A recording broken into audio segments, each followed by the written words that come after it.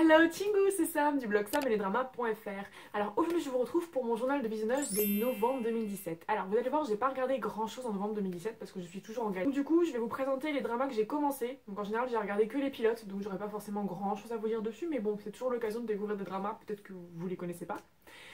Donc voilà, c'est parti. Alors le premier drama que je regarde c'est Attention Love. C'est un drama taïwanais de 2017. D'ailleurs tous les dramas que je vais vous présenter là sont de 2017. Qui parle, ça fait un peu comme le drama Playful Kiss. Je sais pas si vous avez vu la version coréenne ou la version japonaise. C'est une cohabitation entre deux personnes. Donc en fait pour la petite histoire, quand ils étaient encore dans le ventre de leur maman respective, il y a eu une promesse de mariage en fait. Et du coup ils se sont plus revus depuis.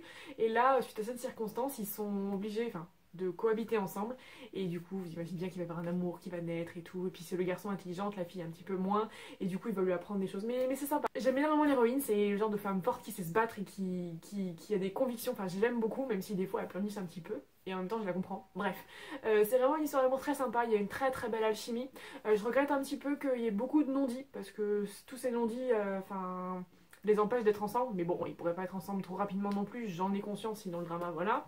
Mais voilà, sinon très sympa, jolie histoire d'amour. J'ai vraiment hâte de voir la suite. Là j'ai regardé 10 épisodes sur les 15, donc je m'approche de la fin tout doucement. Donc très sympa, moi je conseille.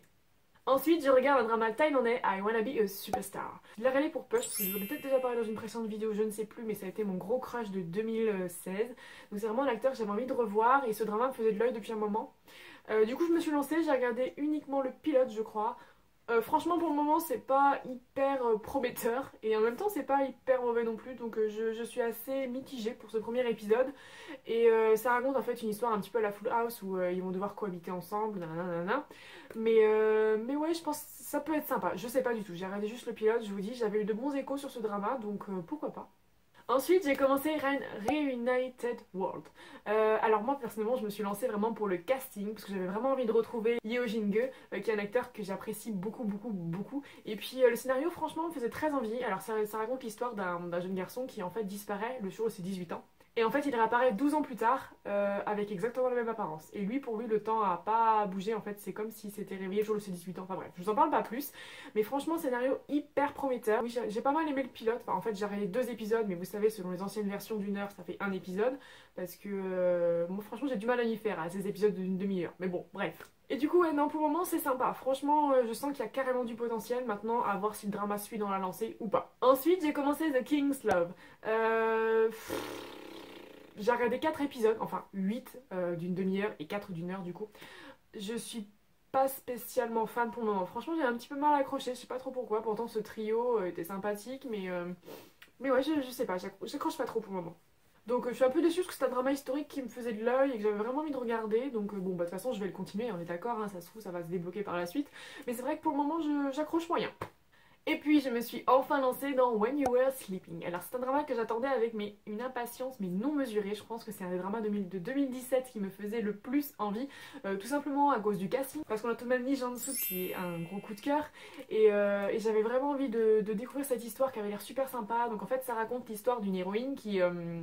dans ses rêves, en fait, voit le futur. Elle a fait des rêves prémonitoires. Et tout va bien, sauf que le problème, c'est que ça se transforme en cauchemar quand elle commence à voir tous les futurs accidents, toutes les futures morts. Donc c'est hyper perturbant. Parce qu'elle sait que les personnes vont mourir et en fait, elle peut rien faire pour arrêter ça. Pour le moment, j'ai fait 4 épisodes. Donc pareil, des épisodes d'une demi-heure. Franchement, c'est sympa. J'ai pas de coup de cœur pour le moment, mais après, c'est que le début. Il faut que l'histoire se mette en place. Mais ouais, j'y crois. À mon avis, ça va être un bon drama. Enfin, en tout cas, j'espère. Croise les doigts. Et le dernier drama que j'ai commencé ce mois-ci, c'est Chicago Typewriter. Alors c'est un drama qui me faisait vraiment envie, qui est sorti en début 2017, mais je me lançais pas parce que j'avais plein d'autres choses à regarder et puis que j'étais hyper en retard dans mes visionnages. Puis je me suis dit, allez, je vais regarder le pilote, au moins pour savoir de quoi ça parle. Et franchement c'est hyper prometteur. Ça se passe, c'est une histoire de réincarnation avec des personnages qui ont vécu dans les années 1930 je crois, et qui réapparaissent en 2017 et qui... Enfin, leur passé les rattrape, mais bref, ça a l'air vraiment super sympa. Je commence déjà à m'attacher au personnage et je sens ouais, qu'il va y avoir de la consistance, que le drama va vraiment être très original, très intéressant. Donc non, très contente. Donc voilà, c'est tout pour les dramas que j'ai commencé ce mois-ci. Comme vous pouvez le voir, j'en ai fini aucun. Je vous remercie, on est toujours plus nombreux. Là, on a dépassé les 350 abonnés, donc oui, c'est pas énorme, mais moi je suis vraiment contente que cette petite famille s'agrandisse. Je vous remercie de regarder mes vidéos. Je suis très contente de partager tout ça avec vous. Donc voilà, je vous fais de gros bisous, je vous dis à très vite. Bye bye, salangé, popo.